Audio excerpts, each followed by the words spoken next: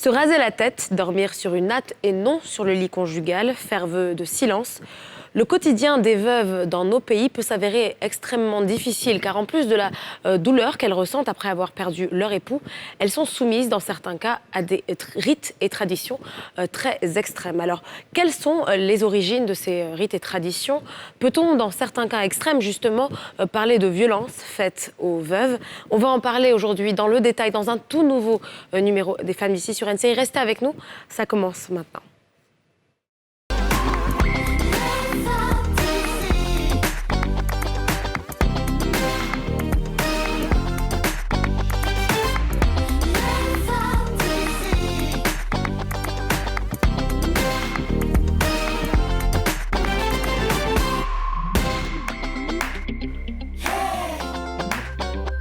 Bonjour à tous et bienvenue dans un tout nouveau numéro des Femmes d'ici sur NCI, votre rendez-vous 100% féminin et 100% franc-parler. Coucou les filles. Salut les filles. Re-bienvenue. Welcome back. Merci beaucoup. Alors j'avoue que j'ai pris un petit repos. Vous n'avez pas vu comment mon teint a changé? Elle fait comme ça, genre. Mon teint a changé. Tu vois, je dormais dans l'eau en fait. Je dors dans l'eau et le frigo. Elle aussi, elle a réfléchi. Je savais quoi? En fait, tu vois, quand tu dors dans l'eau, là, ton thé est propre façon là. Puis après, tu t'as ça dans le frigo. Le lait, je savais, l'eau, je savais pas. Cléopâtre, elle faisait le lait, l'eau, je savais pas. Comme ça. Donc là, en fait, je voulais me reposer un tout petit peu. Et du coup, j'ai profité pour faire cette belle coiffure qui me cache les yeux. En fait, j'ai mal aux yeux, mais comme je veux faire un peu de malin, je suis obligée de garder la coiffure comme ça. Tu as tellement trop dormi que ton œil est gonflé maintenant. Non. En fait, c'est juste que comme la coiffure est plus belle quand c'est comme ça. Sinon, normalement, elle est comme ça. Mais si c'est vrai, c'est pas joli, tu vois. Je le fais comme ça. Et toi, je vais le faire comme toi aussi, dormir dans l'eau. C'est comme Alia. Tu te rappelles d'Alia ou pas? Elle avait toujours la frange. Ouais. Voilà, c'est que ça te fatigue, hein. On voyait pas. C'est comme si toi-même, tu vois pas bien. C'est-à-dire, la mèche, la cache tes yeux. Mais malin, tu es obligé de faire le malin, donc tu Et laisses. oui, hein, le look, c'est important. Donc, je me suis reposée un peu. Et là, je suis en forme. Vous m'avez manqué, j'avoue, vous m'avez manqué. Aurélie m'a manqué avec son Sometimes, you know. Toi, tu m'as manqué avec ton Ceci dit. Cependant, par ricochet. Certes. Bon, alors, et puis, fini les retrouvailles, on revient au travail. Alors, aujourd'hui, on parle des veuves. La condition des veuves en Afrique. On sait que dans nos traditions, on a tellement de rites. Alors, certaines traditions, pas toutes les traditions, certaines traditions ont des rites plus prononcés que d'autres. Je ne sais pas d'où ça vient. Est-ce que vous êtes familière à ça? Nous, par exemple, chez nous, les Djoula, on n'a pas vraiment ça. C'est-à-dire, la veuve, je pense qu'elle est juste assise à la maison dans son habit blanc. Les gens viennent la saluer et tout et tout. En fait, je pense que chez les Djoula, le truc, c'est que comme tous les peuples musulmans, ce qui va primer, ça va être l'islam, en fait. Donc, c'est-à-dire que c'est 40 jours de veuvage. Voilà, 40 jours de veuvage. C'est un peu d'isolement, beaucoup de prières, mais c'est à peu près la même chose partout, je pense. C'est ça, pour tous les pays musulmans ou pour toutes les Alors, écoutez, c'est vrai que j'ai grandi un peu plus avec ma mère, qui est française, mais je sais que du côté baoulé... C'est ça, c'est ton côté baoulé, là, on veut. C'est ça, le côté baoulé de mon père, je sais que les choses sont un peu différentes. La femme qui perd son mari doit raser la tête, doit se raser la tête. Elle ne doit pas forcément être touchée par des gens de son entourage pendant pratiquement 1 an. Pas touchée, je comprends pas. Touchée, c'est-à-dire que pendant même les funérailles, les gens qui viennent dire Yako, bon, avant Corona, hein, bien sûr, ils venaient, ils disaient peut-être Yako aux enfants, on saluait, mais on ne devait pas toucher la main de la veuve. La veuve. D'accord. Et puis, elle doit porter une tenue de veuvage pendant 1 année. Et après cette année, elle doit brûler cette tenue. Donc, c'est vrai qu'il y a pas mal de rites, rituels autour de la veuve qui ne sont pas forcément aussi à son avantage. Parce que, bon, ça l'empêche d'être un peu... C'est très contraignant. Oui. Même les femmes, il paraît, hein, parce que comme je dis, il paraît, hein, C'est ce ça. qu'on m'a dit, tout ce que je vous dis, on m'a dit, mais je sais que les cheveux rasés, ça c'est sûr, mais il paraîtrait également que les femmes qui n'ont pas encore perdu leur mari n'ont même pas le droit de se mettre à côté d'elles.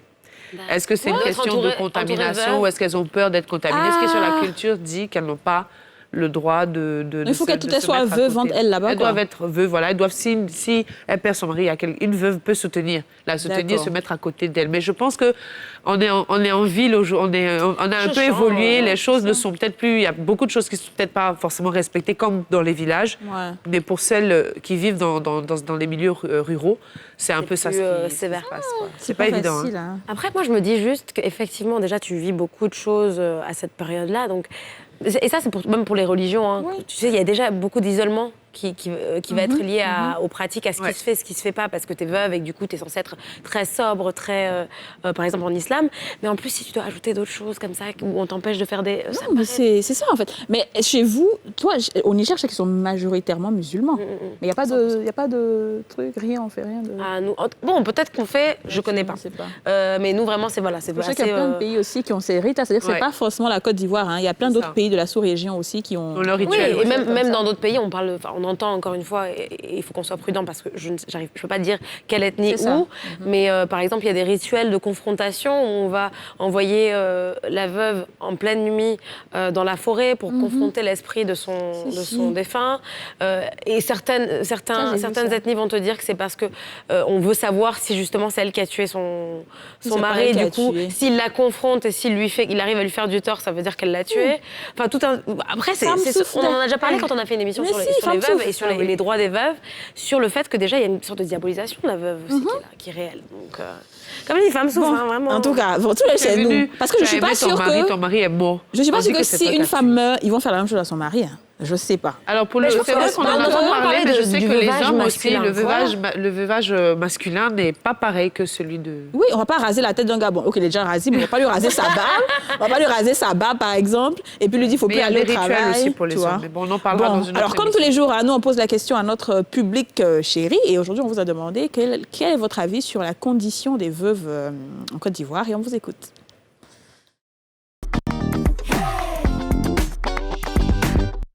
Les conditions des veuves, c'est tellement difficile ici en Côte d'Ivoire.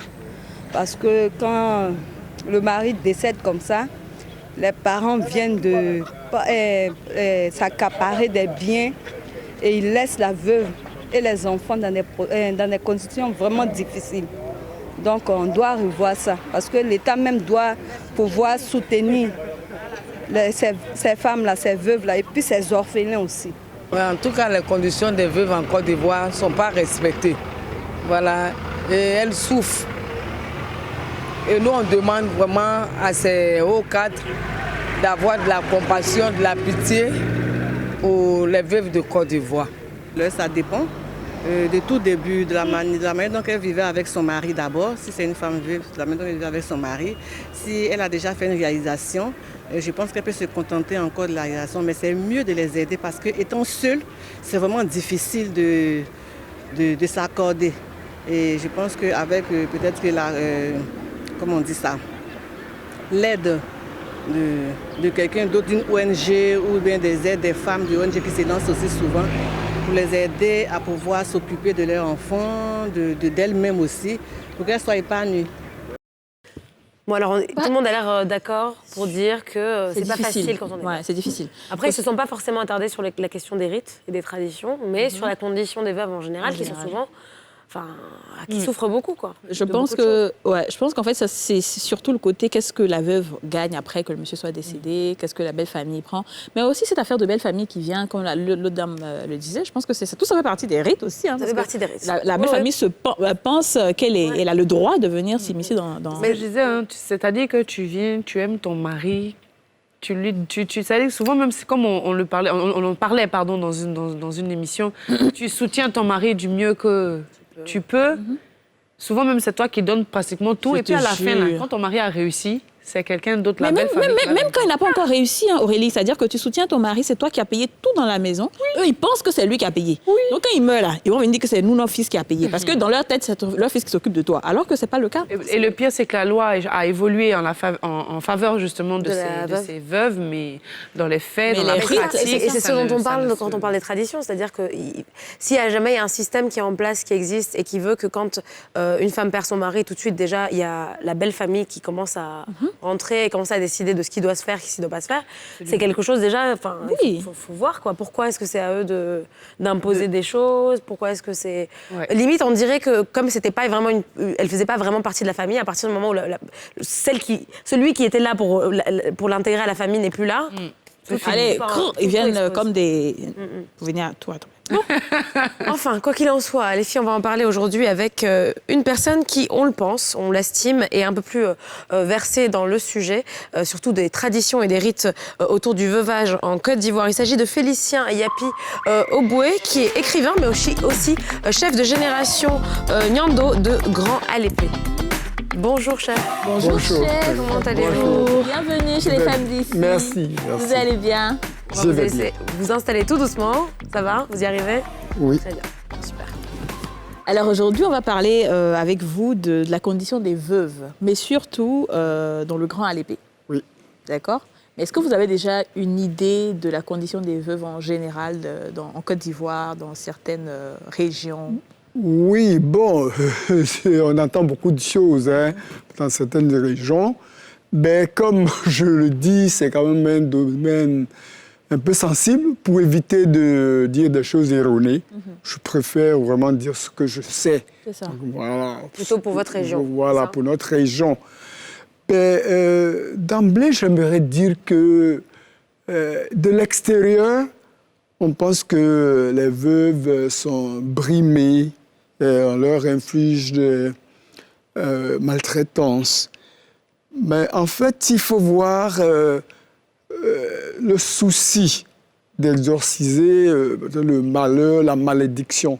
Donc, peut-être que l'intention qui soutient cela n'est pas forcément de la malveillance. Négative, d'accord, Voilà. ok. C'est cela, c'est ce qu'il faut. Effectivement, de l'extérieur, on voit des brimades, mais quand même, il faut voir ce souci d'exorciser la malédiction. Et tout ça. Je crois que c'est cela, c'est le plus... Alors, pour revenir même à ce qu'on appelle une brimade ou de la maltraitance, Oui. par exemple, dans le Grand Alépé, comment est-ce qu'une femme qui vient de perdre son époux doit vivre? C'est quoi les différents rites? Oui, je crois que d'abord, après l'enterrement, juste après l'enterrement de son époux, je crois que c'est l'isolement. Donc, bon, on l'isole. Bon, elle dort sur une natte. Et bon, elle est assistée par des femmes qui font le veuvage, mais qui elles-mêmes sont des veuves. Ah, mais c'est comme les baoulés. On n'est pas loin de la même tradition. Oui, ça se rapproche chez les baoulés. Voilà. Bon, il y a quand même certaines nourritures, certaines choses, dont elle est privée. Ah, même la nourriture. Oui, non, elle mange, mais il y a certains aliments. Il y a des choses qu'elle peut manger et d'autres... qu'elle ne mange pas. Voilà. Bon, donc quand même, elle reste, même pour prendre son bain, elle va à la rivière. On l'accompagne à la rivière pour prendre son bain. Elle est habillée de blanc. D'accord. Et tout, bon, voilà. Mais à Abidjan, ici, il n'y a pas de rivière. Ah oui, justement. On parle plus du contexte traditionnel. D'accord. Du contexte traditionnel. Et bon, les fonctionnaires, celles qui sont à Abidjan, qui vivent, en fait, qui perdent leur époux, c'est plutôt au village qu'elles font le... elles vont partir. Oui, elles font le veuvage au village. Okay. Et puis bon, quand même, tout au moins une semaine. Au moins, c'est le minimum. Parce que même si...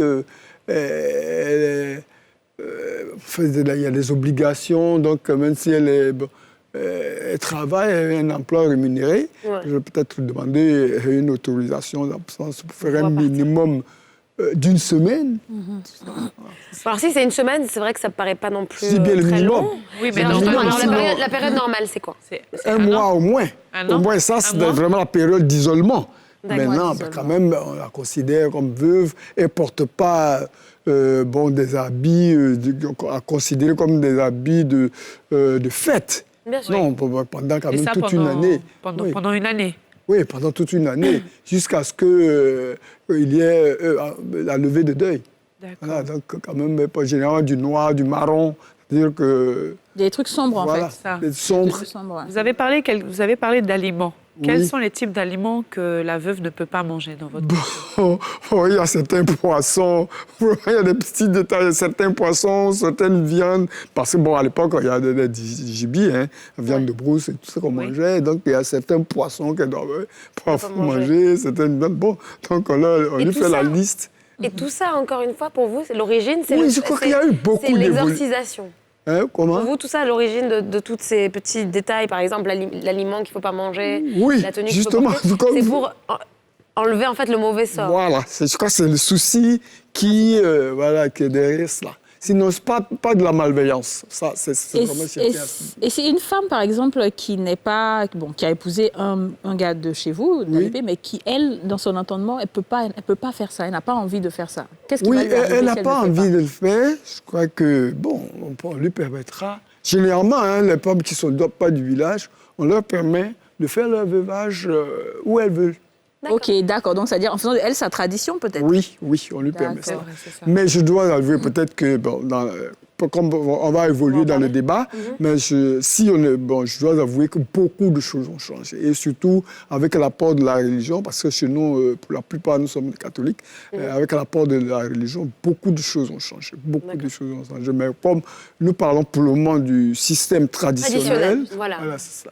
Okay. D'accord. Donc, par exemple, que ce soit... Enfin, je pense qu'on sait ce qu'on disait pour l'islam aussi, mais comme, avec le catholicisme, avec le christianisme, on a de moins en moins cette pesanteur traditionnelle, à votre avis. Oui.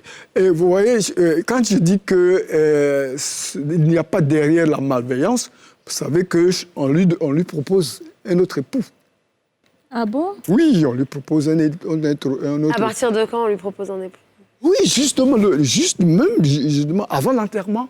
Avant l'enterrement de son Alors, c'est là que je suis pas d'accord on lui avec vous. propose un cousin, un des cousins ou un frère. Mais déjà, c'est bon. Donc, ce que je veux comprendre, c'est qu'elle vient de perdre son époux, qu'elle aimait de tout son cœur, et elle souffre là. Oui.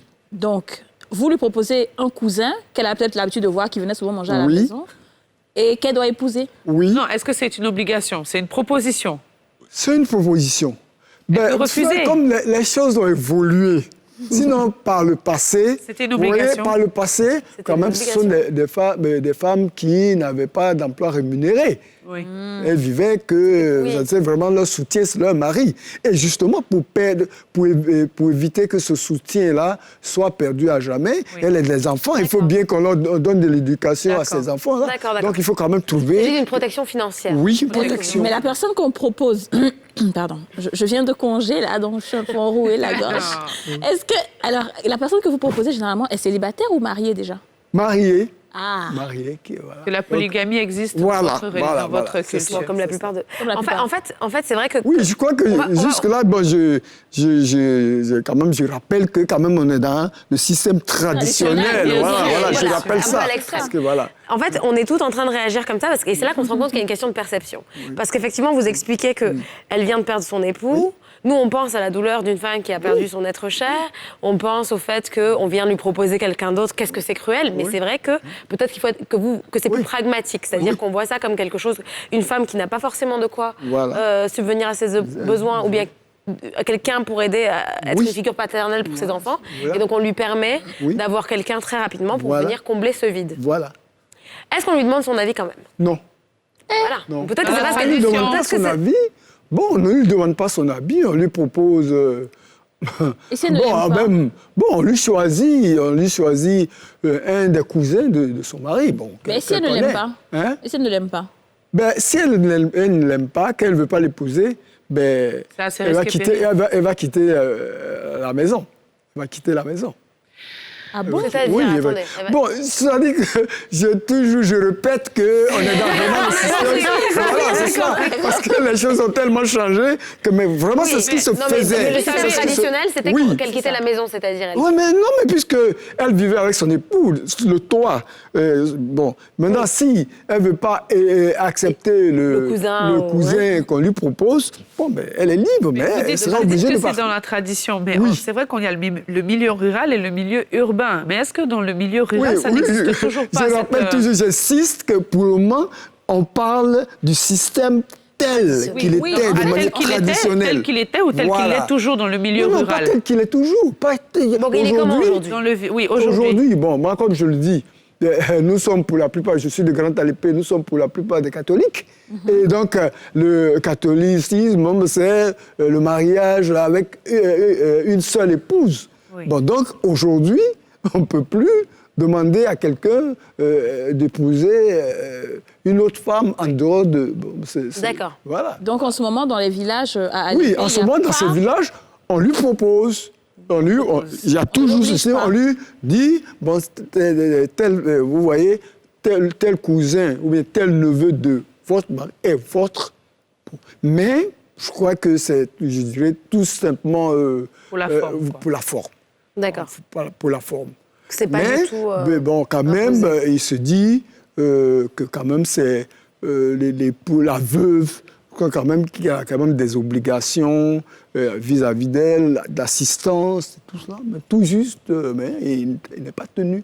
Et elle reste, aujourd'hui, elle reste dans la maison de son époux. D'accord. De son défunt Marie. Alors, vous avez, je pense, un point de vue qui est assez quand même optimiste et positif. Oui, vis-à-vis mais c'est ce que je dis. Sinon, chez nous, les choses ont beaucoup changé. Hein. Ouais. Chez nous, comme les choses ont beaucoup changé aujourd'hui, avec l'Église, et l'isolement et tout ça, non, je crois que ça ne se fait plus. Donc, elle demande des messes pour son mari, je crois qu'elle vit une vie normale, plus d'isolement. Bon, mais comme on parle du système traditionnel, le système comme il était, bon, je crois que voilà, c'est pourquoi je rappelle tout ça. Mais sinon, les choses ont vraiment évolué positivement. D'accord, chef. Alors, vous restez avec nous, on va se retrouver dans quelques instants pour poursuivre la conversation. Ce sera juste après une courte page de pub. À tout de suite.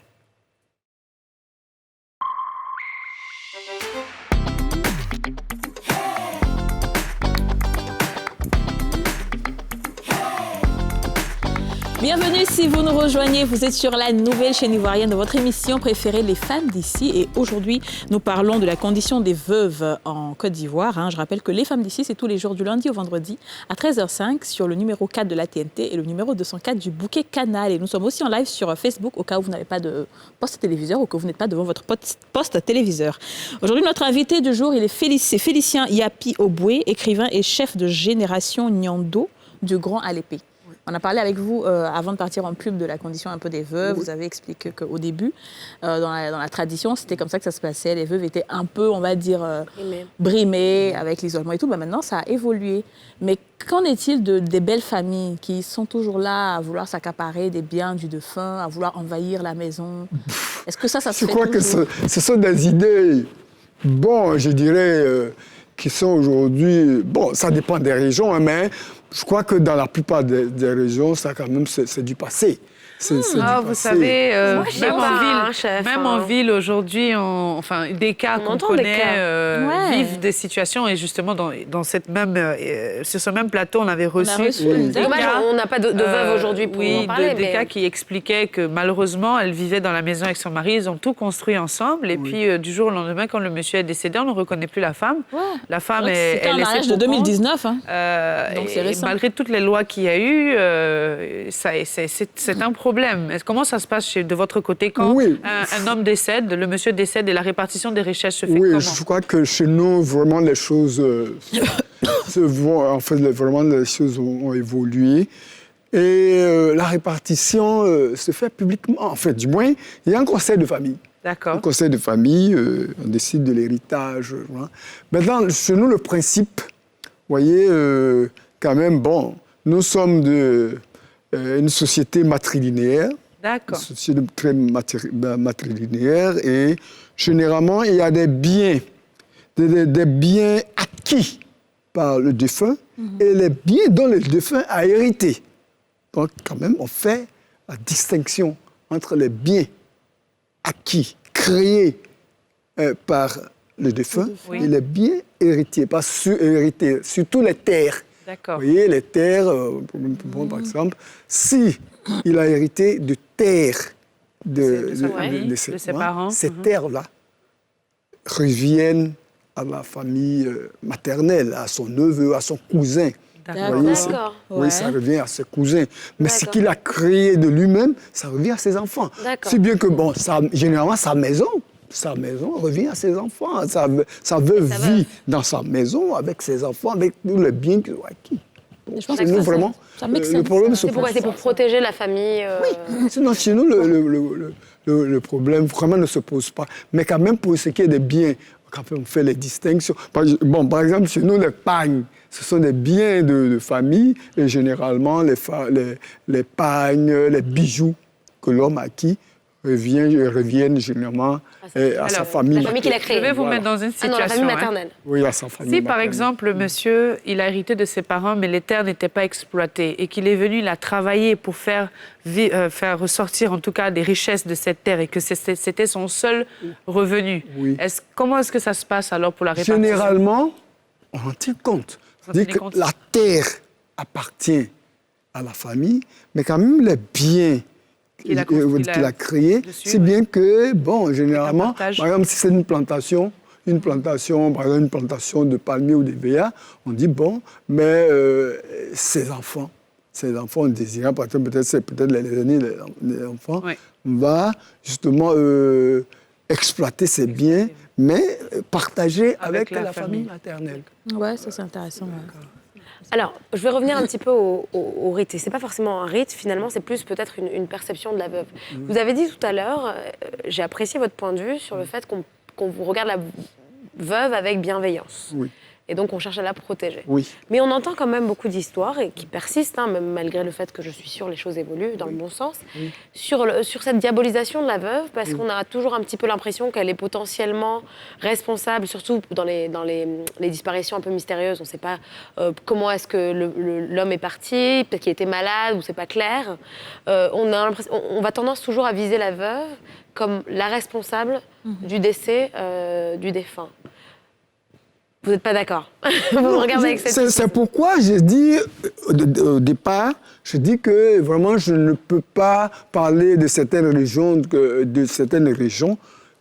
bon, non, là, on va pas indexer des régions en particulier. Oui, là, c'est vraiment sinon, je vois que... C'est des témoignages qui sont partagés, toutes sont, régions confondues. Mais ça, c'est des témoignages parce que certaines personnes ont vécu. Mais on ne peut pas aussi généraliser, puisque on ne peut pas généraliser. Vous n'avez pas vécu des situations comme ça dans votre région où la famille a accusé, et justement vous deviez même intervenir en tant que, on va dire, aîné et chef même, médiateur. Vous avez vécu ce genre de situation-là? Comment vous avez réussi à les régler? Bon, mais ça dépend des situations. Par exemple, si des gens qui vivent en ville, par exemple, et que, par exemple, une veuve, son époux est malade, qu'elle n'informe pas la famille maternelle, et que, par exemple, elle cache sa maladie et que la mort survient, ben, on se dit que même il y a quelque chose d'inacceptable. Donc, ça dépend des situations, ça dépend des cas, sinon, généralement... Donc il faut que la femme communique, en fait. Voilà, c'est ça. En fait, pour vous, c'est pas forcément une diabolisation. La diabolisation de la veuve n'existe pas. Non. Alors aujourd'hui, vous êtes catholique, hein, vous et à l'épée aussi avec tout ce qui se passe, l'évolution, les choses ont changé, les gens sont bien. Mais est-ce que vous pensez qu'il y avait quand même un bien fondé dans tout ce qui se faisait avant et que, mine de rien, le fait que ça parte, ça se perde, là, il y a quelque chose qui n'est pas là?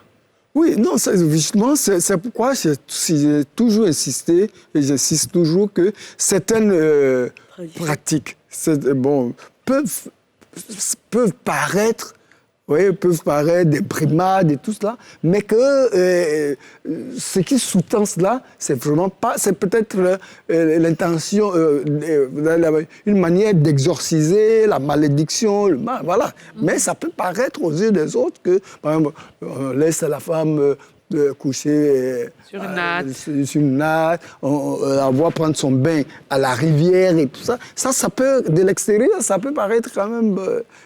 difficile à supporter. Mais l'intention n'est pas de brimer la veuve. Est-ce qu'on débattait ici, est-ce que les veufs aussi ont droit à un traitement pareil? Oui, les veufs.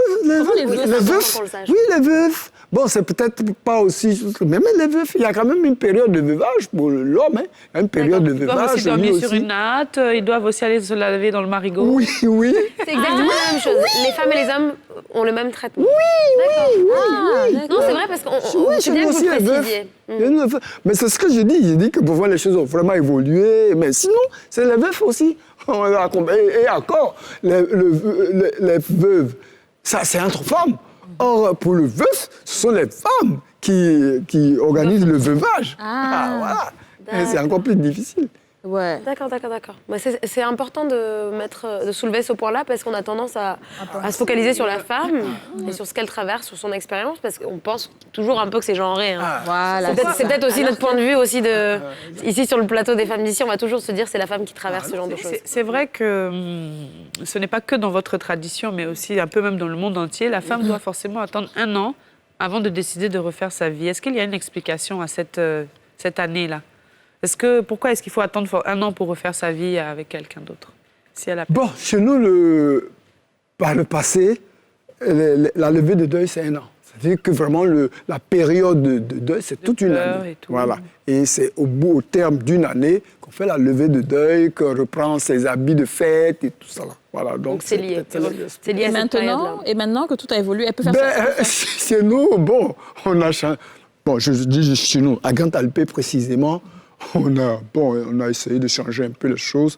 Et nous faisons les levées de deuil collectives à Pâques. Sinon, par le passé, chaque décès attendait une année pour faire la levée de deuil individuelle. Or, aujourd'hui, on s'est convenu de faire les levées de deuil collectives. Donc, toutes les personnes qui sont décédées dans l'année font leur levée de deuil à Pâques. D'accord, à partir de janvier de l'année... Non, voilà, de Pâques jusqu'à... l'année jusqu'au 31 décembre. C'est-à-dire qu'il faut au moins 6 mois. Ouais. Okay, c'est ce que nous faisons. Donc, vous voyez que ce ne sera pas de même durée. Oui, pour les gens, ce sera plus long que d'autres. L'autre, c'est 6 mois. Mais le minimum, c'est 6 mois. Ça peut être 1 an. Ça peut même être un peu plus d'1 an. Un peu plus. Voilà. Mais on fait la levée de deuil collective. Bon, c'est ce qui se faisait pas par le passé. Qui a perdu son mari en février, elle va faire le deuil, la levée l'année prochaine à Pâques. Voilà. Donc c'est plus partie de la vague de... Voilà, donc vous voyez que c'est de l'année même. Du coup, l'homme, il a intérêt à vite mourir, quoi. Oh, Kadi. C'est l'art de cette fille. Faut pas l'écouter, c'est... T'avais une autre question. Voilà, donc voilà, c'est ça. Mais en tout cas, d'accord. Donc, ce que je comprends aujourd'hui, c'est que les femmes de Grand-Alpé, je dirais pas qu'elles sont peut-être plus soulagées ou bien qu'elles sont plus à l'aise, qu'il n'y ait pas ce... Je crois que l'évolution... Mais l'évolution a touché tous les domaines. Et comme je le dis, même ces problèmes... Aujourd'hui, elles ne sont pas tenues d'épouser. Et même aujourd'hui, c'est rare qu'un homme accepte d'épouser la veuve de son oncle, de son cousin. Moi qui vous parle, j'ai perdu mon oncle en 2016. Son épouse était secrétaire de direction. Bon, elle vient de mourir l'année dernière. Bon, c'était mon épouse. C'était mon épouse de par la tradition, c'est la veuve. Bon, elle vivait à Yopougon avec ses enfants. Oui. J'allais lui rendre visite de temps en temps. Bon, elle avait sa pension. Et déjà, elle était secrétaire de direction à la retraite. Elle avait sa pension. Bon, elle avait la pension de son époux. Bon, quand même, elle vivait avec la richesse créée par son époux. Mais de temps en temps, moralement, mais quand même, je suis responsable de cette famille, je vais rendre visite. Quand il y a un petit problème dans la famille, c'est moi qui règle. C'est à ça que je voulais en venir. Puisque maintenant, tout ça c'est aboli, c'est fini. Comment est-ce que ces femmes-là, vous arrivez à les aider financièrement? Puisque quand on leur donnait un homme, bon, c'est vrai que nous, on trouve ça incroyable, mais quand même, mine de rien, ça paraît au moins un problème. Oui, mais là, maintenant, qu'on ne fait plus ça, comment est-ce qu'elle... De toute façon, elle va vivre sous le toit de son mari. Bon, si elle a des enfants, ses enfants lui viendront en aide et tout ça. Bon, si son mari a créé des richesses, ça lui revient avec ses enfants et tout ça. Donc, généralement, elle n'est pas chassée de la maison. Donc, elle vit dans la maison. Si son mari a créé des biens, ça lui revient. Elle reste bon. Donc, je crois que... Voilà. Je me demande juste, parce que du coup, vous avez évoqué votre cas personnel. Oui. On imagine que vous aviez déjà votre épouse, votre famille. Oui. Comment est-ce que ça vient s'imbriquer avec ça? Non, puisque... Séparé. Non, puisque mon épouse sait que c'est tout juste conventionnel. Bon, c'est tout. Donc, c'est la culture. Donc, il n'y a aucun problème. Il n'y a pas de problème. Donc, mon épouse, même, on allait ensemble rendre visite... à la veuve de mon oncle. Elle est décédée en décembre. Donc, on allait... Ses enfants, elle avait de grands enfants. Et un qui est prêtre Il y a un de ses enfants qui est prêt. Bon, un de ses enfants qui travaille, presque, ils travaillent tous. Bon, donc, mais quand même, il me considère comme... bon, en fait, comme une figure paternelle. Oui, voilà. En fait, nous sommes des cousins, mais je suis devenu leur père. C'est ça. Bon, donc, vraiment, maintenant, si par exemple, il y a un petit problème, ils me font appel, et je viens, et généralement, ça se passe très bien. Merci beaucoup, Monsieur Félicien Yapi Oboué. Merci beaucoup. C'était un plaisir d'être en votre compagnie. Merci pour tous ces éclairages-là. On a appris beaucoup de choses. Et je pense qu'aussi, on avait beaucoup d'a priori. Et parce qu'on ne connaît pas finalement ce système traditionnel. Mais bon, vous avez éclairci certaines choses. Oui, mais ça a été un plaisir pour moi aussi de participer à votre émission, d'être votre invité. Merci beaucoup. Alors, vous ne partez pas. L'émission continue. On se retrouve tout juste après la pub. À tout de suite.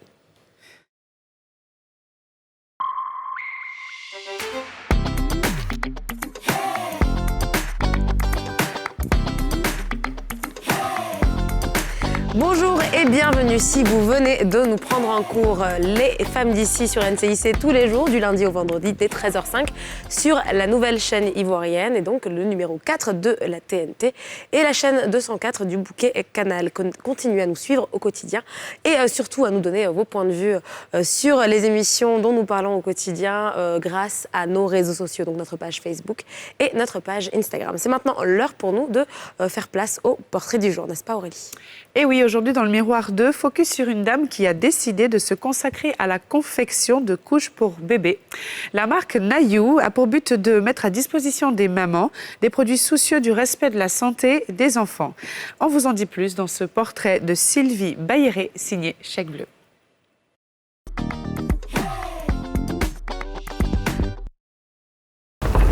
Bonjour, bienvenue chez Nayou.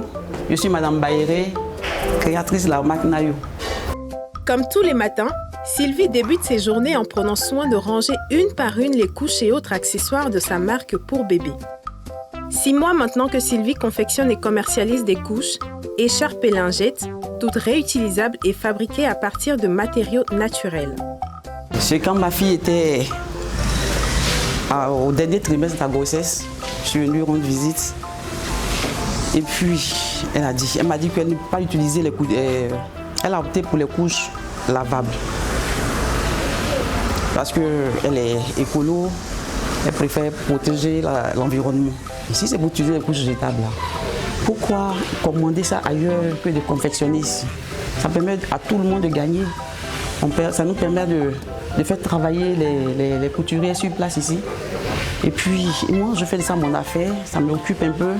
Et on aide les autres mamans à utiliser aussi les produits sans zéro déchet. L'objectif de cette marque, mettre à la disposition des mères des produits soucieux de l'environnement et de la santé du bébé. Aujourd'hui, on nous parle de pollution, de détérioration de couches d'ozone qui entraîne comment on appelle ? Le réchauffement climatique. Donc il est bon qu'on remédie à tout ça. C'est comme ça que j'ai pensé. La majorité des ventes ici se fait en ligne.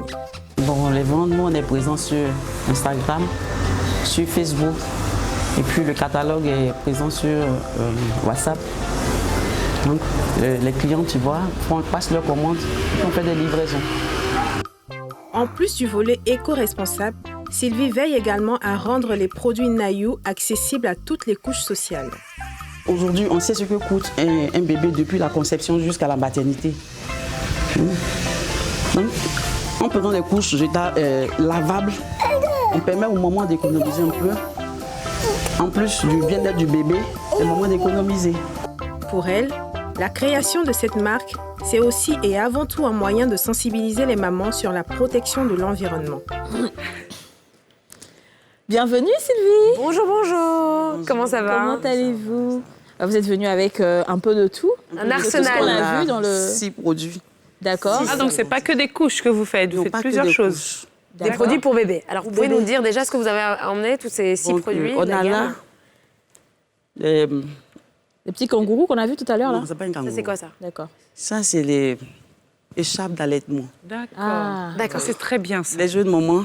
y a des mamans qui ont souvent honte. Elles ont décidé de mettre les enfants au lait, exclusivement au lait maternel. C'est ça. Mais quand elles sont en public, elles ont beaucoup de sortir le sein. C'est vrai. C'est pour la discrétion, Très la bien. pudeur. Dans la discrétion en public, tu peux donner à téter à ton enfant. D'accord. Donc on l'attache et puis on met le bébé. On Mais porte comme ça, je pense. On le porte. J'en avais un comme ça aussi. Et on couvre. Ça couvre la tête de l'enfant avec le sein et Et voilà. le tout ça. sein. Vous Super. êtes en contact et puis... Super. D'accord. Et ensuite Ça, c'est des lingettes Oui. lavables. Oui. Vous nettoyez bébé Nettoyer après le bébé, popo, pipi. D'accord. Ça, c'est les inserts qu'on met à l'intérieur de couches De la imperméables. couche. Des culottes imperméables. Vous pouvez l'ouvrir pour voir un peu comment ça se passe. Voilà. D'accord. C'est C'est facile. réadaptable, c'est ajustable. Ah. C'est super. Et donc vous mettez la petite lingette là. ça, Là. l'insert à Comme l'intérieur. une sorte C'est- de linge en fait. Oui. D'accord. c'est la couche lavable là, qui est La là. couche qui est lavable, d'accord. Et nous, on a utilisé, en plus du coton qu'on utilise d'habitude, la viscose, le bambou, qui est D'accord. beaucoup plus absorbant. Absorbable. Ça, bon. Très Alors, bien. quand on nettoie la couche, on ne nettoie que cette partie-là. On la lave. Oui, oh non, C'est ça j'ai qu'on compris, mais je veux dire, on ne touchera Oui. pas la partie. Ça, c'est imperméable. C'est Mais on doit toujours nettoyer pour éviter peu, ouais. Les bactéries. des Il faut- bactéries oui, et d'accord. autres. Ok, donc on nettoie les On le deux. nettoyer. Ça marche. Mais toute la journée, le bébé peut garder ça toute la journée, sans qu'on échange. D'accord. Juste nettoyer si ça a été touché, parce que ça, c'est ça qui absorbe le liquide et tout. Et tout le reste. Et le Maintenant, Et le popo. Et ça- après. Ça aussi, c'est des bavoirs. Ça, c'est des bavoirs, ouais. C'est pour bébé. Ça, c'est... Donc, en plus de choses, de du la tablier l'écharpe. d'allaitement, Ouais. on a le coussinet D'allaitement. d'allaitement pour D'accord. maman. Pour la montée de lait. Pour, C'est ouais, ça. pour protéger les fuites de lait. De lait. La maman, elle est active, elle doit sortir, aller travailler. Ouais, Mais quand pendant le que lait bébé monte tète pas, comme le lait ça, monte, ça va couler. Ça coule, ouais. Donc ça, c'est pour protéger la maman. En plus que c'est pas donné ces coussinets-là en pharmacie. Ça coûte cher, hein. Ça coûte, je pense. Le paquet Nous, coûte on a 19 ça. Et puis tu en rachètes, tu On les rachète rechanges, parce que c'est jetable. Mais là, c'est lavable. C'est ça, super. D'accord. Et le dernier C'est l'écharpe de portage. Ah oui. Dans nos villages, généralement, les moments, le bébé encore bas âge, elle est enceinte. Mais elle doit aller au champ parce qu'il faut qu'elle mange. D'accord. Et là, pour porter le bébé, le deuxième bébé qui n'est pas, le premier bébé qui n'est pas encore bien... Indépendant, machin, là. Voilà, il ne peut pas beaucoup marcher. Donc, les papas qui sont gentils aident souvent leurs épouses à porter le bébé. Et les papas ne portent pas le bébé comme nous, on les met au dos. Au dos. Le bébé porte le bébé devant. Comme ça. Et il prend le pain, il attache là. D'accord. Donc, quand j'ai dit à ma fille, maman, tu penses qu'une femme de mon âge l'avait porté son bébé comme ça? Donc, on est allé jusqu'à C'est ici. vrai, hein. Oui, c'est vrai que ça se fait de plus en plus. Facebook, Comme ça, j'ai oui, ça se cherché. porte comme ça, et puis encore j'ai vu gros, les un peu. formules améliorées. Si. Et on a décidé de reproduire pour aider les jolies mamans d'Abidjan. Oui, les ça, femmes ça qui Elle ont a sa envie de les petite porter au culotte, dos. son petit pantalon, elle peut mettre son bébé, porter son bébé. c'est très beau. C'est pour le corps à corps, le bébé Super. maman. Et qu'est-ce que vous... Parce qu'aujourd'hui, on a plus tendance à vouloir avoir des trucs jetables, des trucs rapides. Couche. Moi, par exemple, je ne voudrais pas forcément être en train de laver des couches et tout ça. Est-ce que vous vous êtes dit, ça va marcher comment les gens vont... J'y ai pensé. Voilà. J'ai pensé parce que je sais que laver, ce n'est pas toujours évident.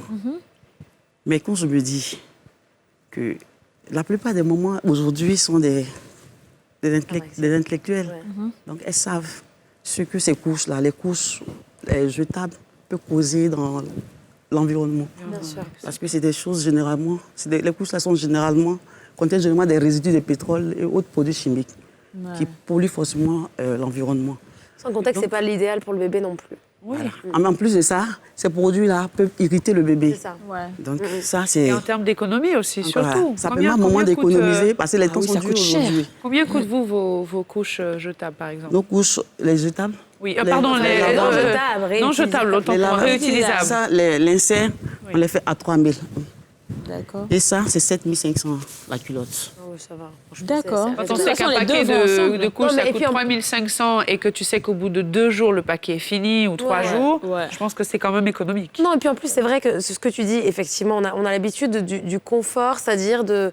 J'utilise un produit et je le jette. Mais de plus en plus, on se rend compte qu'effectivement, il y a l'environnement qui est là, Oui. qu'il faut prendre en considération, il y a le bien-être du bébé, de notre peau. Donc il faut changer nos habitudes. Ouais. Pour le prochain, tu vas acheter tout ça, là. Tu vas acheter tout ça. Et puis voilà, c'est tout. hein. Il Non, faut mais laver, ça m'intéresse. Elle dit, tu vas laver avec la main, surtout quand il y a les machines. Il y a des machines à la diarrhée. Mais par contre, franchement, les bébés, par contre, c'est compliqué parfois de Il y a des machines à laver, mesdames. Oui, j'avoue. Vous rincez un petit peu là, puis après. Non, mais vous je mettez dans rigole, la mais machine. effectivement, c'est mieux. Vous avez raison. Qu'est-ce qui vous a donné envie de faire ça? Parce que j'ai hein. vu dans le reportage que vous avez dit, quelque chose vous avez dit tout à l'heure, ça m'occupe un petit peu et tout ça. Est-ce que vous avez arrêté totalement votre travail pour faire ça ou comment ça s'est passé? Bon, ça faisait déjà 12 ans l'année dernière que je ne travaille plus. J'étais dans une industrie pharmaceutique et puis suite à un accident, je suis tombée d'un siège en plein boulot et ça m'a bousillé la colonne vertébrale. Mais non, désolée. Changement de poste, soins, rééducation. Et puis 3 ans après, les médecins ont conseillé que j'arrête. Pour ne pas que le mal évolue à une paralysie. Donc depuis 12 ans, je suis à la maison, je ne fais plus rien. Et c'est l'année dernière, en septembre 2020, ma fille était au terme de sa grossesse. Je suis allée lui rendre visite. Chaque jour, je vais lui rendre visite pour voir comment passer le temps en congé de maternité. Et puis un jour, j'arrive, elle me dit, mais maman, est-ce que tu sais que moi, je vais pour les couches lavables? Je suis donné la regarde. Elle dit oui, parce que je suis soucieuse. Ah, c'est elle qui vous a inspiré, d'accord. J'ai dit, ah que d'accord, donc tu fais comme moi? Elle dit oui, parce que moi, je suis écolo et je préfère. Ouais. D'accord. D'accord, je dis, mais c'est bien. C'est bien. Mais comment tu... Elle dit non, je les ai fait importer. Il dit, ah non, on ne va plus faire ça. Ouais. Vu que je ne fais rien, en tout cas, moi, je vais faire de ça mon affaire. C'est très bien. On a le même matériel, on a les matériels sur place ici. Donc on va aller dans nos marchés, différents marchés, chercher, confectionner. Et puis, c'est très bien. Ça nous permet de donner du travail aux dames couturières, aux mamans couturières. Et pour ça, on a choisi des religieuses qui sont quelque part à Bingerville et qui aident des femmes, des jeunes filles en détresse. On leur a donné ce marché, elles confectionnent ça pour nous. Wow. Et c'est en cela que Nayou... Et social aussi. Oui. Ouais. Il est économique. Ouais. Écologique. Il est écolo, responsable. Et puis... Social. Où est-ce qu'on trouve les produits Nayou? On n'a pas de boutique. On a une boutique en ligne. D'accord. On a une boutique en ligne. Et on tape Nayou, tout simplement, N-A-Y-O-U, sur Facebook, c'est ça? Oui. Mais vous pensez vous exporter après? Oui, ça c'est le rêve. C'est le rêve. Ça va mais on a un problème de financement. Ouais, là, présentement, on le fait sous fonds propres. Comme je vous ai dit, ça fait 12 ans que je ne travaille pas. Ouais. Donc je suis aidée par la famille, les enfants, la famille, les amis aussi, à qui je dis merci même au passage. Ouais. Puis... Non, ça va venir. Tous ceux qui font les couches, là, ils ont l'argent. Et c'est une belle idée. Parce que ça se consomme comme des petits pains. Donc voilà. vous allez... On ne compte pas s'arrêter aux couches. Ouais. On veut évoluer vers une garderie, les crèches, là. Parce qu'aujourd'hui, à Abidjan, je constatais que le problème de nous est un véritable problème pour les mamans travailleuses. Elles se font de plus en plus rares. Mais en plus, on trouve des nounous voleuses de bébés. Ouais. Donc, pour remédier à ça, nous, on projette de créer une crèche, une garderie, et puis les mamans partent tranquillement à leurs occupations. Alors, ça m'amène justement, allez-y, terminez. Là, si on pouvait avoir un financement, cela nous aurait arrangé. Inch'Allah. Écoutez, l'appel est passé, le message est passé. On espère qu'il y aura des personnes de bonne volonté qui vous entendront. En tout cas, on vous souhaite le meilleur pour Nayou et la marque et les produits et la garderie. Okay. Alors Sylvie, on va passer à une autre étape de votre interview, qui est de vous poser des questions assez rapides. C'est un petit jeu et vous devez répondre aussi rapidement que les questions que je vous pose, c'est dans le tac au tac.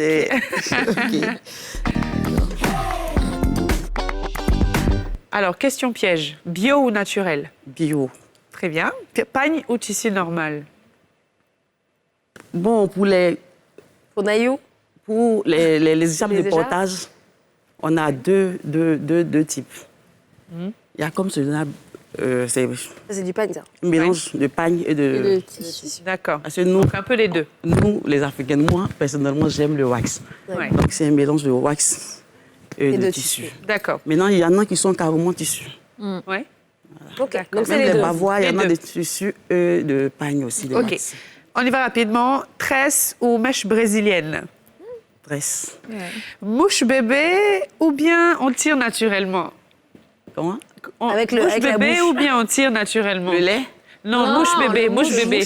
Le mouche bébé, ou bien vous préférez qu'on prenne le mouche bébé, ou bien l'ancienne tradition où on aspire.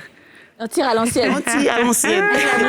Oui, on tire à l'ancienne. OK. Riz ou foutou? Le riz. Ah, vous avez planché. Le riz. Alors, or ou argent, en termes de matière? Matinale ou tardive? Tardive, depuis que je ne travaille pas. Ah oui, et toi de regarder les films. Souvent, on vous envie quand même de ce que vous dites. Hein. Sauce claire ou guaguassou? Guaguassou. À l'heure ou en retard? En général. Vous êtes à l'heure ou en général en retard? Elle répond pas. En retard, ouais, c'est ça. En retard. En retard? Oui. Mais dans votre retard, vous êtes à l'heure. En retard. Aujourd'hui, j'étais à l'heure. Aujourd'hui, vous êtes à l'heure. Rien à dire. Sinon, depuis que j'ai arrêté de travailler, j'ai décidé de prendre ma revanche sur la vie. Vous avez tellement raison. Vous avez tellement raison. Alors, la dernière question, mais je pense que vous avez répondu à ça tout à l'heure. Votre plus grand projet pour votre marque? C'est la crèche. La crèche. D'accord. Continuer de m'occuper des enfants. C'est très, on vous le bien. souhaite. Et on vous le souhaite vraiment de tout cœur. Hein. Voilà. Il coûte combien celui-là? Lui, Oui. il a 30 000. Tu nous caches des choses? Ah non, Mais ça me non, plaît. Comment ça se passe? Non, ça me plaît, je trouve que c'est bien. Breaking news. Que quoi? Elle commence à se préparer. Mais l'autre, il n'est pas doublé de wax et à 25 000. Et ça, c'est à partir de combien de mois que le bébé doit prendre ça? Bon, dès qu'on peut porter bébé. Parce qu'avec le nombril qui n'est pas encore tombé, on ne peut pas porter bébé. Le cordon n'est pas tombé. Ouais, je veux dire, s'il a 8 mois, 9 mois... Oui, on peut aller jusqu'à 3 mois parce qu'il porte le bébé jusqu'à 15 kilos. 15 De 3 à 15 kilos. Donc jusqu'à au moins 6 mois, 1 an, même presque plus, même 15 kilos. Un an, tu peux? 15 kilos. D'accord. Jusqu'à 1 an, un peu? Ouais, jusqu'à 1 an. D'accord, ça me plaît bien. Je vais vous l'acheter, ça. Ça me plaît, je vais prendre pour mon bébé. Ton bébé. Ouais. Ah oui, c'est vrai, il a combien Il a 8 mois. 8 mois? Oui. Merci beaucoup. Hein, ça a été un plaisir d'être en Merci, votre compagnie. Merci en tout cas d'avoir été avec nous. Bon, on se retrouve dans quelques instants. Surtout, ne bougez pas. À tout de suite pour la toute dernière partie de cette édition des Femmes d'ici.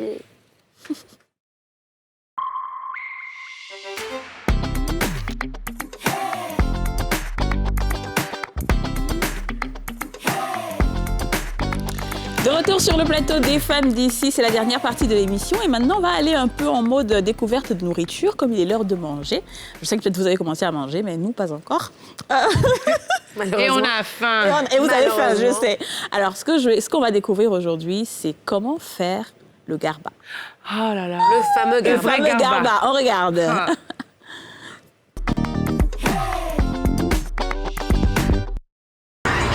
Bonjour NCI, bienvenue chez GABA+. On vous accueille, je vais vous montrer comment je fais le GABA.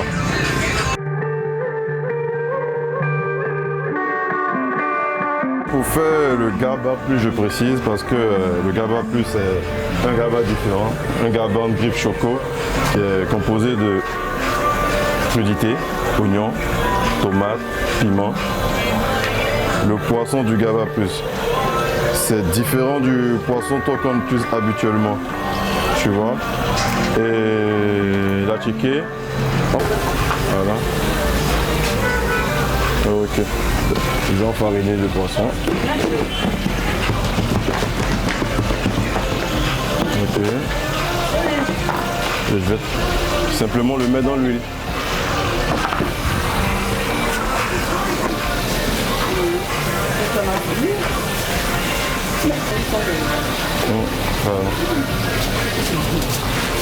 La particularité du GABA+, c'est que dans le GABA+, traditionnel qu'on a l'habitude, il est juste composé de poissons salés avec que des légumes.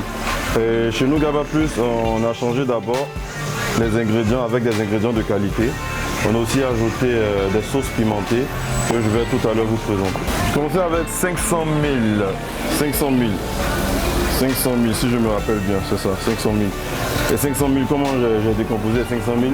J'ai payé un faitout, j'ai payé ça, la poêle, j'ai payé de l'huile et consorts, et j'ai payé du poisson pour 250 000.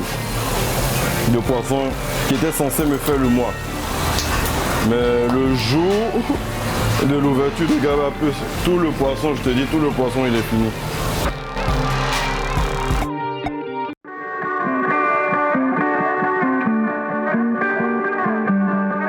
Tout le poisson qui était censé être pour le mois, est fini. En fait. Donc ça m'a donné en même temps le courage de continuer.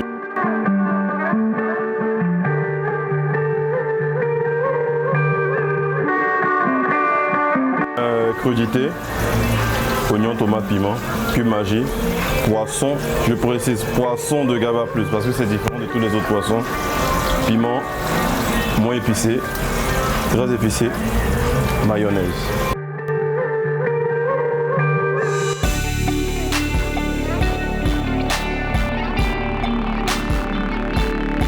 Et puis on vous met 2 boules d'abodjama. Ok, le Gaba Plus est prêt. L'emporter des femmes d'ici, je vous le donne. Et veuillez nous visiter, on est ouvert de 10h à minuit. Venez nous voir notre talent. Avec grand plaisir. Avec grand plaisir, on va venir. Je pense qu'on va le manger en coulisses. Hein. C'est ça, exactement. Enfin, il paraît qu'il y a un garba quelque part. Mais oui, j'ai vu 2 sachets que le gars a déposé.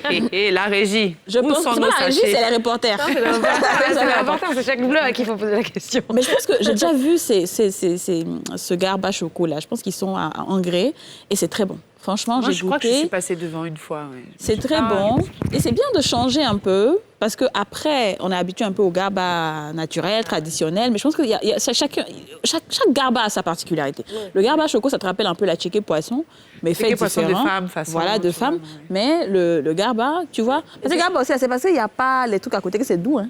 Et je pense qu'aussi, c'est parce qu'il faut bien se démarquer. C'est-à-dire qu'il y a beaucoup. Combien de gars qui font du garba à Abidjan? Beaucoup, tu vois. Peut-être que lui, il est venu sur la place, il fallait qu'il fasse un truc un peu différent pour. Ouais. Et puis c'est bien parce que c'est le choco, effectivement. Ouais, c'est ça. Parce que à première vue, dès qu'on l'a vu, on s'est dit mais ça c'est un choco.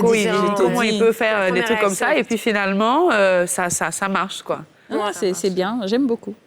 On va se le faire. On va se le faire. Mais c'est vrai qu'en réalité, tu me dis si j'ai raison ou si j'ai tort, le garba est beaucoup fait par des Nigériens. Non, les Haoussa, c'est pour les Nigériens. C'est les Haoussa. Oui. Non, pas forcément Haoussa, mais Nigériens, tu vois. Les Nigériens, il y a des Haoussa du Niger de toutes les façons. Oui, c'est les Haoussa. Il y en a au Niger, il y en a au Nigeria, il y en a au Ghana. En général, c'est des Nigériens qui sont. C'est le Nigérien qui fait les garbas, qu'ils soient Haoussa ou pas. Mais en fait, le truc, c'est que c'est pour eux, c'est eux qui ont envoyé le garba en Côte d'Ivoire. Et nous, à part ça, nous, avant, on était dans notre chocoya, on était dans la tchéké poisson. Non, ils sont venus prendre notre à tchéké ici, la poêlée fait pour eux là-bas. Non, ils sont venus en Côte d'Ivoire. Oui, d'accord, c'est le poisson. Ils sont venus en poisson. Côte d'Ivoire. Ils ont vu qu'il y avait la tchéké poisson normale et eux, ils ont fait le thon. D'accord. Tu vois, et c'est ça, là, le fait que ce soit très, tu vois, genre avec les autres, ils sont là, on serre à la main. Tu vois, non, ils ont envoyé un truc qui fait que c'est doux. On n'a pas l'habitude. Nous, on aime les trucs choco. Mais attends, même chocolat, la façon. C'est un peu comme le divis du Niger. Hein. Je dis ça, je dis rien. Le chocolat que vous mangez aussi, ça ressemble à notre truc aussi. Hein. Oui. Mais la viande comme ça grillée, c'est la même chose. Ouais, t'as vu? Mais non, moi j'aime bien le chocolat. Et ça, tu vois, comme c'est un Ivoirien qui fait, c'est pour ça qu'il met le côté le côté plus choco. Mais gaba reste gaba. Souvent, là, c'est quand tu vas acheter chez le gars, même là, c'est là que c'est doux. Quand il n'y a pas de piment, il n'y a pas de truc à côté là. Oignon seulement. Sans rien d'autre, sans addition. Et piment vert. Non. Moi, il me faut du piment, il me faut oignon, tomate, un peu de, comment on appelle ça, même la mayonnaise à côté. Mais ça, c'est vous, là. Moi, c'est un type de mayonnaise en particulier. Je suis très sélective dans la mayonnaise. Mais toi, c'est là-bas que tu dois aller, en fait. Voilà, toi, tu vas chez le gars à chocolat. C'est bon. Mais c'est très bon, en plus. Il le fait bien. Ouais. Bon, allez, les filles, c'est la fin de l'émission. Allez, c'est la fin de l'émission. C'est l'heure de manger. C'est l'heure de manger. On s'en va en coulisses pour aller chercher notre garba. Et où sont nos garbas, même, ceux-là? Et vous, c'était un plaisir d'être en votre compagnie, comme tous les jours. Merci d'être nombreux à nous suivre. On se retrouve demain sur la nouvelle chaîne ivoirienne à 13h05. Bye bye.